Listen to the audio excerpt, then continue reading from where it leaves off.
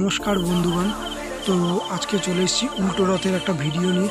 তো ভিডিওটা অনেকটাই দেরি হয়ে গেল, তো একটু সাময়িক সমস্যার জন্য হচ্ছে। যাই হোক, তো উল্টো রথে মানে আমাদের যে প্রাচীন মায়াপুর, তো প্রাচীন মায়াপুরে গিয়েছিলাম। প্রাচীন মায়াপুরের যে উল্টো রথ, হ্যাঁ, তো সোজা রথেও তোমাদের এখানেই আমি গিয়েছিলাম। তার পাশাপাশি আরও অনেক জায়গাতে গিয়েছিলাম। তো সেই সম্পূর্ণ ভিডিওটা তোমাদের কাছে তুলে ধরেছিলাম আমি, এবং উল্টো রথেও আমি সেখানে গিয়েছিলাম। তার পাশাপাশি দু এক জায়গাতে গিয়েছি। এই তো সেই যে ভিডিওটা সে তোমাদের সামনে তুলে ধরছি, দেখতেই পাচ্ছ।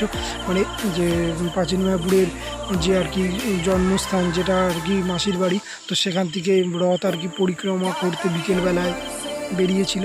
এবং বিশেষ করে যে জন্মস্থানের যে রথ, সেটার তো পরিক্রমার একটা নির্দিষ্ট সীমা আসে। তো নির্দিষ্ট যাত্রাপথের পর সেটা আর যায় না।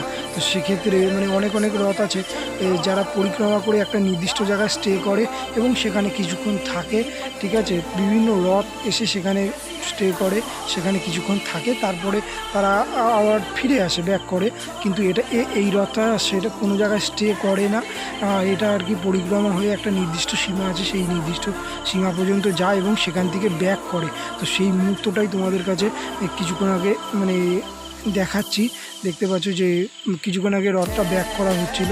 তো পিকতলা খাল বলে একটা জায়গা আছে, তো সেইখানে এই রথটা সেই পর্যন্ত যায় এবং সেখান থেকে ব্যাক করে। আমিও বিশেষ এই জানতাম না, তো আমি আগে গিয়েছিলাম কিন্তু পুরোটা যেতাম না দেখে, বা জানতাম না, বা আগে যখন ভিডিও করতাম না তখন সেইভাবে জানা ছিল না। তো এই বছর যেহেতু গিয়েছিলাম তো ভালো করে জানতে পারলাম।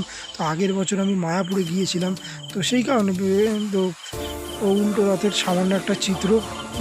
রাতের বেলায় বিভিন্ন মানুষের ভিড়, তার মধ্যে বৃষ্টি তো লেগেই রয়েছে। তো ভিডিওটা উপভোগ করতে থাকুন।